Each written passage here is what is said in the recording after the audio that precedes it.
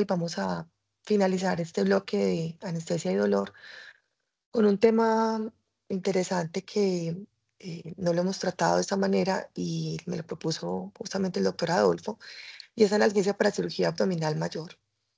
En este caso, el doctor Santiago Barrientos, quien estará con ellos en la mañana académica, es el asesor. El doctor Santiago es anestesiólogo de la Clínica Bolivariana de la Clínica del Campestre. Santiago, muchísimas gracias. Adolfo, muchas gracias y bienvenidos todos. Perfecto. Buenos días, doctora. Muchas gracias por la presentación. Yo soy Adolfo Zuluaga, residente de anestesia de segundo año. Hoy vamos a hablar de analgesia para cirugía abdominal mayor. Le agradezco al doctor Santiago por la asesoría para la charla. Entonces, estos van a ser básicamente los objetivos que vamos a tratar. Vamos a hablar de qué es cirugía abdominal mayor, la importancia del dolor abdominal posoperatorio, algo de anatomía de la inervación abdominal. Finalmente, lo más importante que van a ser cuáles son las técnicas analgésicas y los protocolos ERAS y PROSPECT, y finalmente unas conclusiones y mensajes para llevar a casa. Entonces, lo primero es que la cirugía abdominal mayor ha sido descrita erróneamente en la mayoría de los artículos. Se dice que hasta el 60% de los artículos ha fallado en este sentido. Esto se debe a diferentes factores en el perioperatorio, como factores de riesgo asociados al paciente, la urgencia del procedimiento, el hecho de necesitar vasopresores o sangre en el intraoperatorio o incluso la necesidad de necesitar UCI en el posoperatorio. También debido a unas características de las cirugías como la laparoscopia o la laparotomía o los sitios de la cirugía. Sin embargo, en el 2024 se reunieron unos expertos para dar una definición un poco más precisa sobre esto y lo definen como una cirugía intraperitoneal que no haya compromiso del tórax, que involucra una resección luminal y o de un órgano sólido asociado con el tracto gastrointestinal. Se dice que en Reino Unido se presentó en el 2021-2022 en más o menos 5,8 millones de procedimientos y que el riesgo de presentarlo en la vida puede ser tan alto como hasta el 40%. Ahora, la anatomía de la inervación abdominal va a ir, se dice que más o menos entre T7 y L2 de manera clásica. Sin embargo, se ha visto que por entrecruzamiento de las fibras puede extenderse un poco más y puede ir realmente desde T5 hasta L1. Sabemos que vamos a tener un componente somático y un componente visceral. El componente somático va a ser dado por estos nervios torácicos que van a sacar unas ramas posteriores, laterales y anteriores para inervar toda la parte de los músculos, peritoneo parietal y finalmente la piel en el abdomen. Se dice que este componente es básicamente uno de los más importantes. Ahora, ¿qué pasa? Con los órganos intraabdominales se ha visto que la inervación es diferente. Sabemos que va a tener un componente visceral y esto dado por el plexo celíaco, el plexo hipogástrico y por aferencias parasimpáticas del nervio vago y del plexo sacro. El peritoneo parietal, como les mencioné, va a estar inervado por nervios somáticos. Sin embargo, el peritoneo visceral va a estar dado por unas fibras simpáticas de los nervios esplácnicos. Entonces, ¿qué es lo que va a doler en abdomen? Vamos a tener un componente somático que está dado por esos músculos, piel y el peritoneo parietal, que se dice que es el componente más doloroso, exceptuando el componente pancreático en las vísceras abdominales. Y por otro lado, vamos a tener un componente visceral. Este componente visceral y el componente somático lo podemos manejar de diferentes formas. Uno con el uso de opioides claramente, pero también con el uso de estrategias regionales que pueden ser en diferentes sitios. Puede ser con anestesia, con analgesia neuroaxial por vía epidural o por vía intratecal. Puede ser con bloqueos que puedan comprometer esta parte visceral como el bloqueo QL, el paravertebral o el ESP, en los cuales va a haber una dispersión epidural y por eso vamos a tener el componente visceral. O vamos a tener otros bloqueos que ya van a tener un componente mucho más somático, como por ejemplo los TAP en diferentes sitios, el QL lateral o el de la vaina de los rectos. Ahora, vamos a tener un componente inflamatorio que se va a dar básicamente por la irritación del diafragma y va a dar un dolor que va a ser principalmente irradiado al hombro. Esto lo podemos impactar de diferentes maneras, como el uso de AINES, acetaminofén, de lidocaína intravenosa o incluso el uso de dexametasona. Y finalmente vamos a tener un componente de dolor neuropático. Este dolor neuropático lo podemos impactar con el uso de ketamina, de lidocaína o de gabapentinoides. Ya vamos a mencionar todos estos temas. Entonces, el dolor abdominal posoperatorio es supremamente importante. Por un lado, va a tener una alta morbilidad en el posoperatorio y va a tener un alto riesgo de compromiso en los desenlaces del paciente, pero también va a tener un riesgo de dolor posoperatorio crónico importante. Esto debido a que, por ejemplo, en la parotomía el riesgo va a ser tan alto como hasta el 25%, en laparoscopias por cirugía colorectal hasta del 17%, pero muy importante, algunos procedimientos que se van a menospreciar, como por ejemplo las reparaciones de hernias inguinales o las colecistectomías, pueden tener dolores crónicos de hasta el 50 o 53%. Muy importante, a 5 años esto se va a cronificar y va a persistir el dolor en estos pacientes. Se hizo un estudio en Alemania de qué era lo que más dolía el primer día en el posoperatorio y se encontró que los procedimientos de cirugía abdominal eran los terceros en frecuencia. Y esto se debe a varias cosas. Por un lado, vamos a tener un trauma quirúrgico en un sitio muy grande y que ya vimos que tenía varios componentes que van a generar dolor. Va a haber una gran inflamación que se genera con la cirugía. Va a haber un neumoperitoneo en cirugías laparoscópicas que se va a ver que va a llevar a dolor y como vemos este dolor inflamatorio por irritación del diafragma, va a haber una gran disección de los tejidos y finalmente puede llevar también a ilio en el posoperatorio. Este ilio muchas veces se tiende a subestimar, sin embargo puede aparecer tanto como hasta el 25% en laparotomías y 17% en laparoscopias y esto va a llevar a complicaciones como sobrecrecimiento bacteriano, infecciones, síndrome compartimental abdominal y finalmente la perforación intestinal. Se han encontrado diferentes factores de riesgo para dolor en el posoperatorio, entre esos el componente psicológico y psiquiátrico, pero también el tipo de cirugía y algunos factores genéticos. Y se ha evaluado la prevención a través de diferentes formas. Uno, a través de la sensibilización central y periférica con estrategias como la analgesia regional, el uso de antagonistas NMDA. Se dice que con la ketamina se requiere un NNT de 10 pacientes para evitar un dolor moderado a grave a 6 meses. Gabapentinoides, que también tienen un impacto en la prevención del dolor en el posoperatorio, como ya vamos a ver. Estrategias psicológicas cuando se requieran, algunas estrategias quirúrgicas como el uso de unas cirugías menos invasivas, la laparoscopia duele menos que la laparotomía, las incisiones horizontales y transversales porque comprometen menos dermatomas, el uso de electrobisturí más que el bisturí clásico o el normal, y otras estrategias como la limitación del neumoperitoneo a 15 milímetros de mercurio o el uso de trampas de CO2 en este tipo de cirugías. Y finalmente, unas estrategias médicas como la profilaxis de náuseas y vómito y el manejo óptimo de antibióticos en estos pacientes. Entonces, en cirugía se han encontrado algunos factores de riesgo dependiendo de las características como tal. Entre estas se han encontrado la ubicación del tumor. Esto porque en tumores de hemiabdomen superior se ha visto que hay mayor dolor y se debe a que la disección y la tracción de los tejidos puede ser mucho mayor. Más dolor en diferentes tipos de cirugías, ya vimos que las laparotomías van a doler más y muy importante, el uso de analgésicos de larga duración en el intraoperatorio. El uso de uno o más de estos analgésicos va a impactar en los pacientes que van a necesitar analgesia en el posoperatorio y este es uno de los puntos importantes. Ahora, con las técnicas analgésicas, ¿qué nos interesa?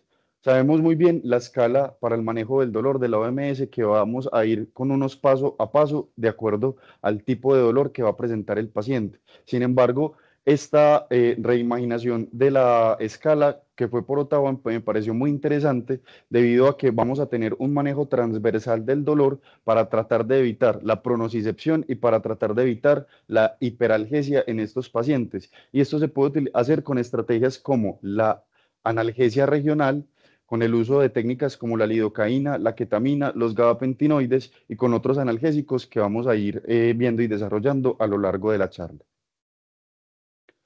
Entonces, con respecto a las técnicas regionales, esto tiene una gran cabida en la cirugía abdominal debido a los buenos desenlaces que se han visto con esto. Por un lado, vamos a tener una menor componente inflamatorio en estos pacientes, una recuperación intestinal mucho más rápida y como vimos esto va a generar una recuperación mucho más fructífera y menor riesgo de hilio en el posoperatorio. Vamos a necesitar menos anestésicos en el intraoperatorio y menos uso de opioides en el intra y en el posoperatorio. Y si se utilizan menos opioides, va a haber menos efectos adversos y complicaciones asociados a estos medicamentos. Vamos a tener una movilidad más temprana porque el paciente no va a tener dolor, va a haber un menor estrés quirúrgico por esta disminución en el componente inflamatorio y va a haber otros beneficios que ya vamos a ir desarrollando. Entonces, con respecto a la epidural, esta va a ser el gold estándar para la cirugía abdominal mayor. Se dice que se puede utilizar incluso hasta en el 50 al 60% de estos procedimientos, y esto debido al beneficio que trae el uso de la epidural. Se ha visto que puede disminuir la mortalidad hasta en un 40%, aunque en algunas series se ha visto que requieres un NNT de 90 pacientes para disminuir una muerte en cirugía abdominal con el uso de epidural. Se ha visto que disminuye la morbilidad cardiopulmonar, esto reflejado en menos depresión respiratoria, menos atelectasias, menos neumonía y menos complicaciones de arritmias como menos bloqueos y menos taquiarritmias, incluyendo la fibrilación auricular. Muy importante, en la parte gastrointestinal se ha visto que disminuye el riesgo de ilio en el posoperatorio, recuperan la vía oral mucho más rápido y disminuye el riesgo de náuseas y vómito. Sin embargo, no todo lo que brilla es oro y vamos a tener ciertos eventos adversos, como por ejemplo la hipotensión, que puede verse que es hasta 6 veces más frecuente en con el uso de epidural, y puede haber mayor riesgo de retención urinaria y de prurito. Entonces, se ha evaluado el uso de epidural en cirugías de tumores abdominales. Se ha visto que la supervivencia a 5 años puede ser mayor, además de que algo muy importante en esta cirugía, si es la fuga anastomótica, puede disminuir con el uso de epidural debido a que disminuye la resistencia de los vasos esplácnicos, y además va a haber un reflejo inhibitorio del frénico cuando se hacen cirugías de hemiabdomen superior, y esto va a ser importante con la epidural porque puede revertir este efecto y disminuir el riesgo de complicaciones pulmonares en estas cirugías. Ahora, ¿cómo vamos a hacer la epidural? Ya sabemos las consideraciones técnicas, eso no es tema para hoy, pero va a ser importante que antes del inicio de la cirugía, por un lado, probemos de que no estamos intravascular con lidocaína, con epinefrina, y una vez sabemos que no estamos intravascular, debemos confirmar que está funcionando bien. Esto se puede hacer con 5 mililitros de bupivacaína al 0,25%. Se recomienda el inicio de la infusión en el intraoperatorio y titularla de acuerdo a la respuesta hemodinámica que tenga el paciente, pero también al estrés quirúrgico que se presente en el momento de la cirugía. Se pueden utilizar opioides desde el principio, se recomienda el uso de fentanilo, 50 a 100 microgramos cerca al inicio de la cirugía. Y ya en el posoperatorio, sabemos que estos pacientes deben vigilarse en una unidad con la capacidad de tener vasopresores y líquidos para responder en caso de hipotensión, que es una de las cosas a vigilar, pero también el riesgo de presión respiratoria y el riesgo de bloqueo motor que se pueden presentar en estos pacientes. Se recomiendan mezclas de bupivacaína con una baja concentración, 0,1, 0,125%, para tratar de que la movilidad sea lo menos comprometida posible, además de que se utilizan epidurales torácicas usualmente altas, lo que hace que el riesgo de bloqueo motor también sea mucho menor, y se recomienda el uso de opioides adyuvantes, como por ejemplo fentanilo, a concentraciones de 2 microgramos por mililitro. Titular la dosis de 4 a 7 mililitros hora, de acuerdo a la respuesta que tenga el paciente, y usualmente se va a dejar por 48 a 72 horas, de acuerdo al hilio y al compromiso cardiorrespiratorio que tenga mi paciente. Se recomienda usualmente acetaminofén o AINES adicional a la epidural. Se ha visto que el dolor a 3 días cuando se utilizan estos medicamentos va a ser menor que si no se usa. Ahora, entonces la epidural vamos a usarla usualmente en espacios altos, T6 a T10, para cirugías de abdomen superior como hepatectomías, esofagectomías, pancreatodenectomías, entre T7 y T10 para nefrectomías y T8L1 para cirugías como colectomías, resecciones intestinales o para histerectomías. Pero hay algo muy importante con la epidural, y es que se ha visto reportes de falla tan altos como hasta el 32%, siendo 22% de esto causado por malposición del catéter, no confirmamos que estábamos en el sitio que era, por desplazamiento en el posoperatorio o porque la dosis que nosotros estamos utilizando, las concentraciones que estamos utilizando, no son efectivas para mi paciente. Lo otro es que puede fallar en la analgesia comparado con los opioides intravenosos. Hay una falla de hasta 2,4 veces más con la epidural debido a todos estos factores. Necesitamos una estancia en un sitio donde puedan vigilar el riesgo de complicaciones con la epidural y más uso de líquidos en caso de que hagan hipotensión. Si utilizamos más líquidos, se pierde el efecto benéfico sobre la fuga anastomótica y antes estamos aumentando el edema de asas y aumentando el riesgo de esta fuga anastomótica. Comparado con los opioides intravenosos, algunos estudios no parecen ser tan certeros y dicen que la analgesia solo mejora en la primera hora, menor uso de opioides en las primeras 6 horas y una recuperación de la función intestinal que alcanza a ser hasta 9 horas antes con el uso de estrategias epidurales comparado con opioides intravenosos. Ahora, Con los bloqueos, ¿qué es importante? Comparado con la vaina de los rectos, claramente vamos a tener una mayor analgesia con la epidural. La vaina de los rectos va a necesitar más opioides y uso más temprano de analgésicos de rescate, pero va a haber menos hipotensión y mayor movilidad con la vaina de los rectos. Comparado con el TAP requiere mayor uso de opioides y puede presentar una menor analgesia comparado con la epidural. Sin embargo, en algunas cirugías, como en cirugía hepática, se ha visto que el TAP subcostal, al coger dermatomas de T6 a T9, puede ser comparable en algunos casos con el uso de epidural.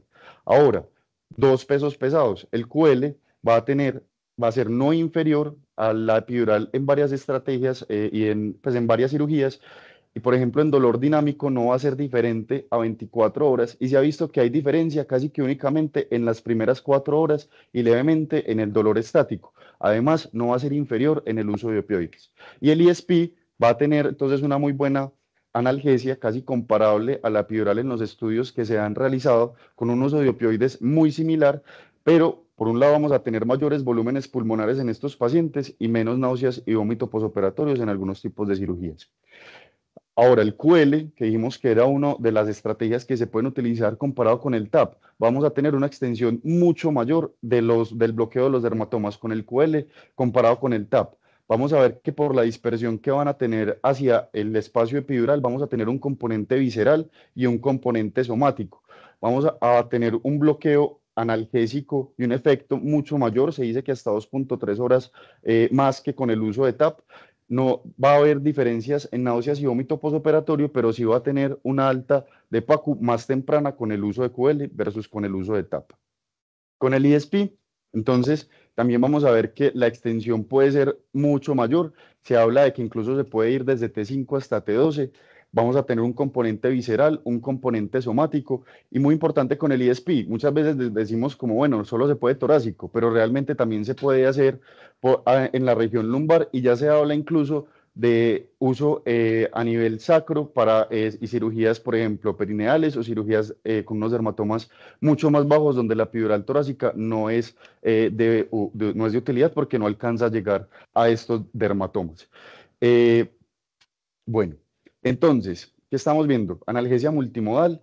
Tenemos una parte que va a ser la regional y vamos a tener otros analgésicos con un abordaje sistémico.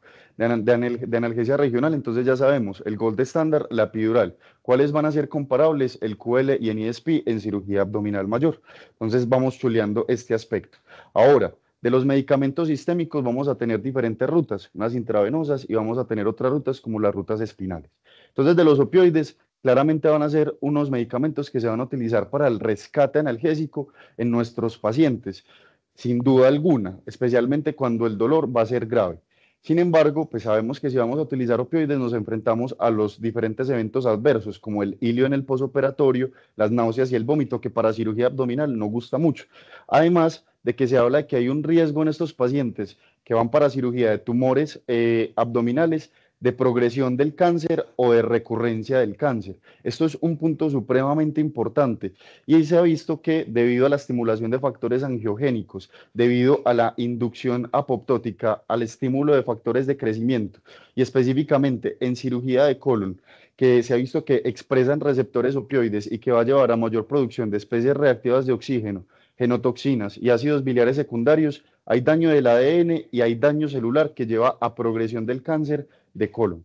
Sin embargo, pues entonces es importante saber que se han hecho unos estudios ecológicos con una gran cantidad de población, se dice que más de 64.000 pacientes y otras series también con un gran número de pacientes en los cuales se evalúa paciente usualmente consumidor de opioides, paciente no consumidor de opioides. Y se ha visto que aquellos que consumen opioides tienen 3.53 veces más riesgo de presentar cáncer a lo largo de la vida, no solo abdominal, también de cabeza y cuello, de pulmón y otros tipos de tumores, con un riesgo anual que es hasta el 3%. Ahora, se han estudiado en el perioperatorio con anestesia libre de opioides versus el uso de opioides en pacientes con cáncer. Realmente la diferencia no es mucha. Y es porque se ha visto que el riesgo es mucho mayor cuando se usa más de 180 veces al año o cuando los continuamos en el posoperatorio por más de 3 a 6 meses. Entonces, cuando estamos utilizando opioides intravenosos como rescate o es nuestra estrategia analgésica, la recomendación es que sea por PSA. ¿Por qué? Mayor satisfacción para el paciente, un control del dolor que puede ser mayor, menor depresión respiratoria y menos eventos adversos que se han encontrado con con el uso de PSA. ¿Qué medicamentos se pueden utilizar? Clásicamente, fentanilo, hidromorfona, morfina, pero recordar que también hay usos, por ejemplo, del remifentanilo en trabajo de parto cuando no se puede abordar el neuroeje, y también se pueden utilizar opioides débiles como el tramadol. Sin embargo, estos se han asociado a más náuseas y vómito, por lo tanto, pues no gusta mucho en cirugía abdominal. Ahora, el uso de opioides epidurales. Estos se pueden utilizar en conjunto con los anestésicos locales, como ya vimos en las estrategias epidurales, pero también se pueden utilizar de manera aislada.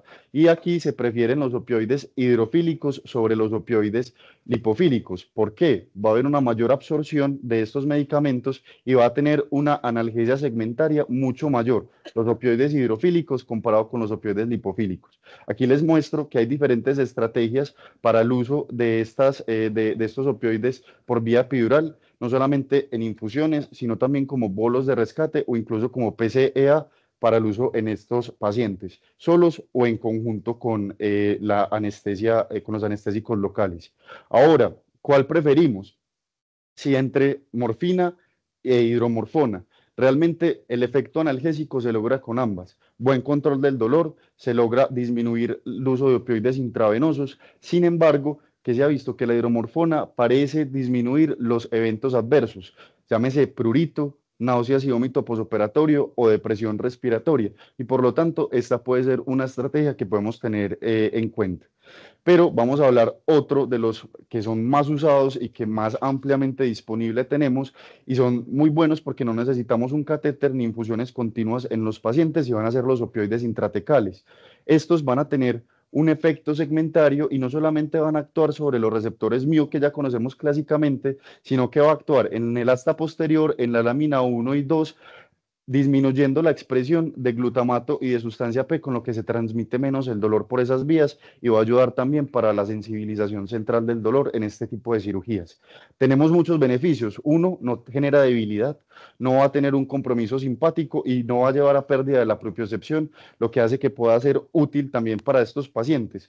Vamos a tener un efecto ahorrador de opioides tan alto, se ha descrito como hasta el 91%, y menor descarga simpática. Y esto se va a ver reflejado en los resultados en el paciente, como mayor satisfacción y mejores desenlaces en el posoperatorio que se ha visto en ellos. Ahora, se han utilizado diferentes opioides, fentanilo, morfina, hidromorfona. ¿Cuáles se recomienda? El uso también de opioides hidrofílicos al tener una extensión analgésica mucho mayor. Se ha visto que con el fentanilo, con dosis de alrededor de 12,5 a 25 microgramos, logramos un efecto alrededor de 2 a 6 horas, pero con la morfina, a dosis de 200 a 500 microgramos, logramos tener un efecto de hasta 48 horas. ¿Qué pasa? Esta dosis es muy alta y puede que tengamos eventos adversos. Se ha visto que el riesgo de presión respiratoria disminuye por debajo de los 300 microgramos, y entre 150 y 300 microgramos todavía tenemos un alto riesgo de náuseas y vómito posoperatorio y de prurito. Y es por esto que dentro de las recomendaciones está utilizar una dosis en promedio entre 75 y 150 microgramos en estos pacientes, tratando de disminuir el riesgo de depresión respiratoria y otros eventos adversos. Recomiendan la vigilancia de la frecuencia respiratoria, la saturación y la escala del dolor la primera hora, las primeras 12 horas, y luego cada 2 horas, las siguientes 12 horas, que es cuando finalmente se va a dar el pico de compromiso respiratorio en estos pacientes. Entonces, los opioides intratecales comparados con la epidural. Hay estudios como este en pancreatodenectomía, donde se ha visto que la analgesia realmente es comparable, un uso de opioides que realmente va a ser también muy similar entre ambos, pero vamos a tener menor hipotensión y vamos a retirar la sonda mucho más rápido con los opioides intratecales que con las técnicas epidurales. Una alta más temprana, 9 versus 7 días con el uso de opioides intratecales, y menor requerimiento de líquidos, que ya vimos que puede llevar a edema de asas y a fuga anastomótica. Sin embargo, esto no se recrea en todos los estudios. En hepatectomía se ha visto que también tiene una analgesia comparable, pero en cirugía laparoscópica colorectal o en algunas otras cirugías como gastrectomías se ha visto que la epidural puede todavía ser superior en manejo analgésico en estos pacientes que con el uso de opioides intratecales. Ahora, la lidocaína intravenosa. Entonces ya hemos hablado de varios pesos pesados para el manejo de, de estas estrategias analgésicas. Y este va a ser uno de estos medicamentos con muy buen efecto, debido a que vamos a tener un efecto analgésico, pero también vamos a tener un efecto antihiperalgésico, menos liberación de mediadores inflamatorios, lo que va a llevar a mejores desenlaces en el posoperatorio. Se ha visto que la lidocaína intravenosa lleva a una recuperación de la función intestinal mucho más temprano que con otras estrategias e incluso se utiliza como prevención y tratamiento de ilio en el posoperatorio. Menor consumo de opioides y se ha visto que estos pacientes pueden tener una mejor función cognitiva en el posoperatorio cuando se utiliza comparados con otras estrategias basadas en opioides y finalmente va a tener un efecto antineoplásico debido al menor estrés y menor inflamación que se va a ver cuando se utiliza la lidocaína intravenosa. Clásicamente se ha utilizado o cuando la epidural está contraindicada, la epidural falla cuando la estamos poniendo, o cuando va para cirugías de laparoscopia, o tiene múltiples traumas abdominales el paciente y queremos una estrategia que va a abordar todos estos traumas abdominales.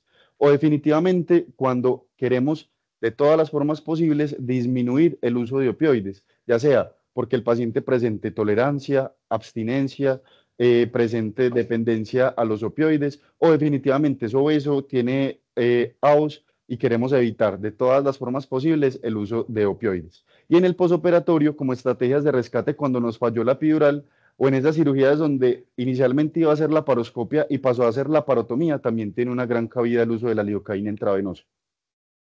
Entonces, hay una revisión de Cochrane en el 2015 que ya fue revisada en el 2018 y ellos en esta revisión nueva parece no ser tan alentador el uso de epidural, debido a que parece ser más incierto el beneficio que tiene la lidocaína intravenosa sobre otras estrategias, incluso comparado con el placebo para el manejo analgésico, para el consumo de opioides y para la recuperación de la función de tracto gastrointestinal.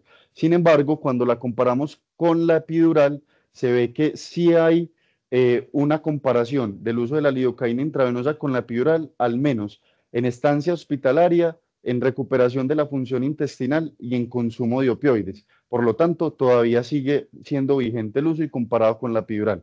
Pero este año salió un metaanálisis donde se evalúa en cirugía abdominal mayor la lidocaína intravenosa con la epidural en pacientes que eran llevados a este tipo de cirugías y se vio que no hubo diferencia en el dolor evaluado a 2, 12, 24, 48 y 72 horas. Y aquí es muy importante ver que realmente cuando vemos que hay algún tipo de diferencia, esta es menor a un punto en la escala visual análoga del dolor y por lo tanto no va a ser clínicamente significativa. Por ejemplo, aquí vemos que la diferencia a 12 horas era de menos 0.26 puntos en la escala del dolor, que realmente no alcanza a ser tener un real impacto para el manejo analgésico en estos pacientes. El consumo de opioides, que va a ser comparable entre la lidocaína intravenosa y los opioides, pero que se ha visto entonces, por ejemplo, con el manejo analgésico, que cuando se utilizan epidurales con bupivacaína y no con lidocaína, parece irles un poco mejor con la epidural. No hay diferencias en náuseas y vómito posoperatorio y el primer plato parece ser más rápido con el uso de epidural. Ahora, ¿cómo lo vamos a utilizar? Entonces, vamos a empezar la infusión cuando tengamos al paciente bajo monitoría ASA básica, tengamos un carro de paro disponible y tengamos el Intralipid, que es el antídoto también disponible para usarlo. Vamos a utilizar el peso ideal cuando el paciente pesa más de 30 kilos y vigilarlo al menos los primeros 15 minutos uno mismo, que sea el encargado de iniciar esta infusión de lidocaína. El inicio se recomienda dosis de 1.5 miligramos por kilo, lento, 10 a 20 minutos, e inmediatamente después, porque el bolos pierde su efecto en aproximadamente 6 minutos, se recomienda el inicio de una infusión titulable 0.5 hasta 2 miligramos kilo por hora, titulando de a 0.25 de acuerdo a la respuesta del paciente y a los signos de toxicidad. Se recomienda el uso de bolo e infusión y no solo la infusión, debido a que si solamente utilizamos la infusión puede tardar hasta 8 horas en lograr tener concentraciones plasmáticas efectivas en estos pacientes y por lo tanto se recomiendan estas estrategias de bolo y la infusión. Titularlo en el posoperatorio y muy importante, y un mensaje para llevar a casa, utilizarlo hasta 24 horas. Más allá de estas 24 horas, no se ha visto que tenga un real impacto. Sin embargo, una vez suspendido a las 24 horas, se ha visto que en recuperación de función intestinal, en manejo de hilio e incluso en manejo analgésico puede persistir por hasta 36 horas en el posoperatorio. Con la ketamina, entonces, este va a ser un antagonista de NMDA que va a tener un efecto analgésico que puede ser incluso tardío. Podemos ver que puede mejorar el dolor evaluado a las 24 horas en el posoperatorio. Vamos a tener un efecto antihiperalgésico y además se ha visto que por el efecto supraespinal que tiene sobre la sensibilización del vago y del frénico, podemos tener una prolongación del efecto de la epidural cuando se utilizan en conjunto y esto especialmente en cirugías de hemiabdomen superior. Ahora, va a reducir el consumo de opioides en el posoperatorio, va a llevar a una recuperación de la función de tracto gastrointestinal mucho más rápida y va a tener, pues, demostrándose con un primer flato mucho más rápido con el uso de ketamina. Se recomienda el uso de concentraciones de 100 microgramos por mililitro en sangre y esto lo logramos con una dosis de 0.5 miligramos por kilo en bolo y continuarlo a 0.12 miligramos por kilo por hora. Si no lo queremos utilizar o no tenemos la disponibilidad de estas bombas de 0.12 miligramos por kilo por hora, lo podemos utilizar a 10 a 30 microgramos kilogramo minuto y con esto tenemos un adecuado efecto analgésico. ¿Cuándo se recomienda? En cirugía abdominal, cuando vamos a esperar un dolor mayor a 7 en el posoperatorio, cuando tiene una gran incisión quirúrgica o cuando sabemos que el sitio quirúrgico al cual va a ser llevado el paciente es un sitio quirúrgico doloroso. Con respecto al sulfato de magnesio, también tiene acciones como antagonistas NMDA. Se ha evaluado en cirugía abdominal y se ha visto que disminuye el dolor en las primeras 6 y 24 horas y disminuye el consumo de opioides a 6 y 24 horas, sin tener eventos adversos como bradicardia, hipotensión y otros desenlaces adversos. ¿Cómo se recomienda la administración? Se ha visto si dosis única más infusión o infusión y realmente no hay mucha diferencia, por lo que podemos utilizar una dosis única, 40-50 miligramos por kilo, 2 gramos en los adultos, y con esto logramos un adecuado efecto analgésico. Con respecto a los AINES y al acetaminofén, las diferentes guías y sociedades recomiendan el uso de estos medicamentos en cirugía colorectal y solo el uso de acetaminofén en cirugía rectal, debido a que hay un mayor riesgo de fuga anastomótica en estos pacientes y alteración en la cicatrización en este tipo de cirugías. Se ha visto que disminuye el consumo de opioides 20% con acetaminofén, 30% con AINES, menos consumo de opioides y menos sedación en estos pacientes. Entonces, con respecto a esa fuga anastomótica, ¿qué evidencia hay? Se ha visto en los estudios que realmente sí hay un riesgo, sin embargo, ese riesgo es bajo. Los estudios no son de la mejor calidad que existen y adicionalmente se ha visto que si bien tiene un efecto que va a disminuir la producción de prostaglandinas que me permiten la cicatrización, lo que se va a ver en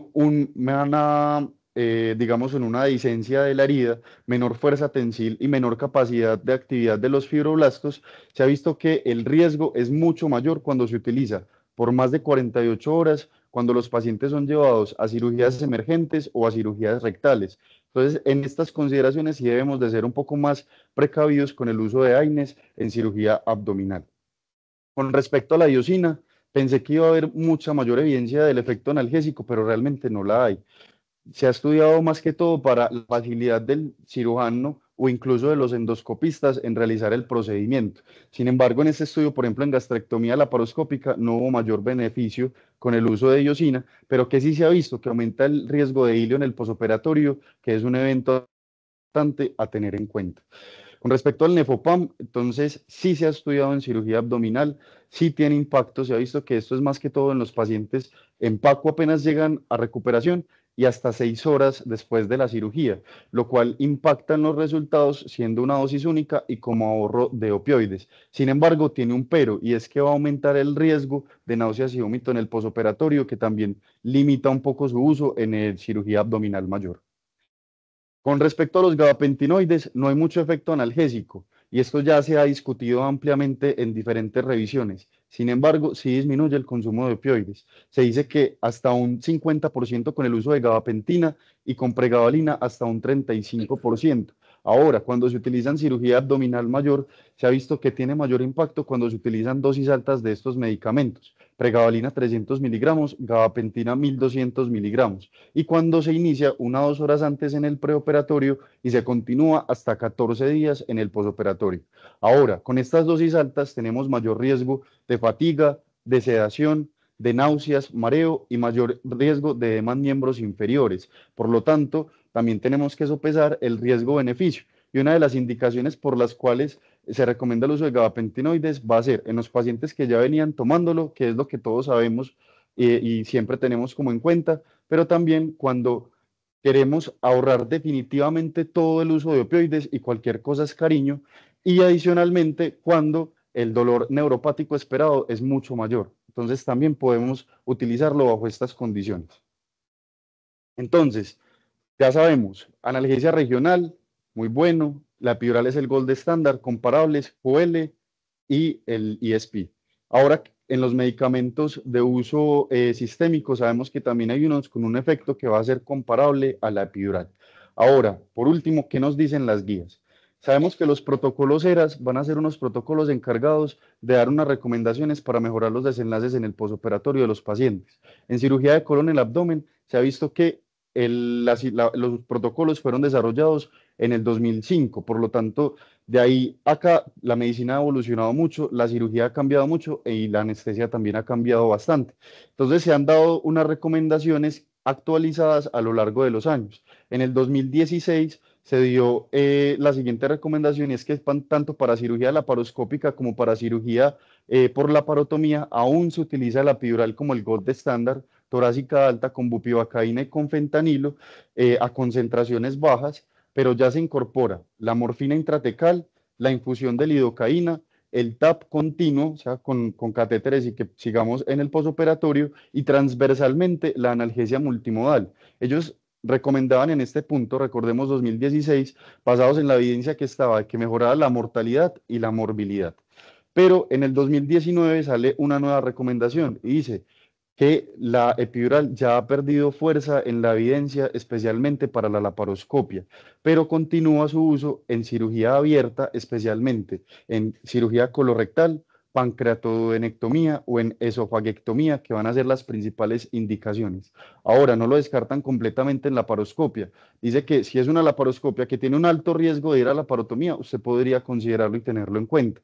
Y con la epidural, saber que procedimientos que vayan a tener unos dermatomas bajos, no va a haber una adecuada dispersión y podemos utilizar otras estrategias. Ellos incorporan la lidocaína intravenosa, la morfina intratecal con menos de 2 mililitros de volumen tratando de disminuir el bloqueo alto y eventos adversos y siguen recomendando el TAP como las medidas regionales que se pueden utilizar como analgesia. Para el prospect, estas van a ser unas guías para el manejo del dolor en 20 o más tipos de procedimientos y propiamente para cirugía laparoscópica colorectal se ha visto que van a dar unas recomendaciones basadas pues en la evidencia para esta actualización que fue en el 2024, en el cual vamos a ver que se utilizan acetaminofeno AINES si no hay ninguna contraindicación, ya incorporan el Nefopam especialmente para el dolor con los pacientes, pregabalina como ahorradora de opioides y para la paroscopia recomiendan la infiltración de heridas al ser unas medidas costo efectivas. Solo lidocaína intravenosa cuando no se pueden dar otros tipos de analgesia y no recomiendan la morfina intratecal. Sin embargo, cuando uno va a esto es una recomendación de expertos y eran 8 versus 7, o sea que realmente no había tanta diferencia y también puede ser una de las cosas que podemos tener en cuenta a la hora de utilizarlas. Para cirugía abierta también AINES, acetaminofén, si es para cirugía rectal, solo el acetaminofén. En este punto, la epidural sí se utiliza y sí lo recomendaban como el gold estándar. La lidocaína o las técnicas analgésicas intratecales como alternativa cuando no podamos utilizar la epidural. Y opioides en el posoperatorio como rescate. Y para patectomía abierta, esto me pareció muy interesante porque no quitan definitivamente el uso de acetaminofén. Dicen, evalúe, paciente anciano, paciente desnutrido, falla hepática preoperatoria o le hizo isquemia en el intraoperatorio, no utilice acetaminofén. Pero si no tiene ninguna de estas contraindicaciones, uno podría utilizarlo hasta 1 gramo cada 6 horas. Y para epidural tampoco la quitan completamente. Sabemos que en cirugía hepática hay alto riesgo de coagulopatía y si hay riesgo de coagulopatía de hacer un hematoma epidural. Por lo tanto, ellos dicen, Usted lo puede utilizar basado en las siguientes consideraciones. Primero, que no haya una falla hepática en el preoperatorio, que no tenga un score MELD muy alto y que la extensión de la masa a resecar no sea muy grande. Si tiene alguna de estas consideraciones, considere otras estrategias, como por ejemplo el TAP subcostal. Ahora, ya para finalizar, en resumen, entonces, ¿qué nos queda? Evaluar primero el tipo de procedimiento al cual nos vamos a enfrentar. Va para la laparoscopia, va para la parotomía, va para una cirugía hepática. ¿Cómo es la extensión de la masa a resecar? ¿En qué sitio está en mi abdomen inferior, en mi abdomen superior? ¿El paciente cuántos años tiene? ¿Es dependiente, tolerante a opioides? ¿O definitivamente quiero evitar todos estos efectos adversos? Saber que hay estrategias desde el preoperatorio, desde el intraoperatorio, que van a ser comparables al uso de la epidural, que clásicamente va a ser el gold estándar, y en el posoperatorio tratar de continuar estos medicamentos hasta 48 horas, como vimos de recomendación, e incluso, y no es descabellado pensar en bloqueos de rescate o lidocaína intravenosa de rescate en estos pacientes. Como conclusiones, entonces, el dolor abdominal va a surgir de diferentes componentes, por lo tanto, lo podemos enfrentar desde diferentes frentes, por un lado. Por otro lado, el dolor posoperatorio se asocia a una alta morbilidad y dolor crónico posoperatorio. Tenemos que la analgesia multimodal transversal permanece como la estrategia más estable para el manejo analgésico, y finalmente que existen múltiples opciones con capacidad analgésica que es no inferior a la epidural para el manejo de analgesia en cirugía abdominal mayor. Muchas gracias. En este QR les queda las recomendaciones, pues, de la charla, como los puntos más importantes, y una foto que tomé mientras la hacía. Claro que ustedes son los segundos a los que les expongo la charla. Primero fue a ellos.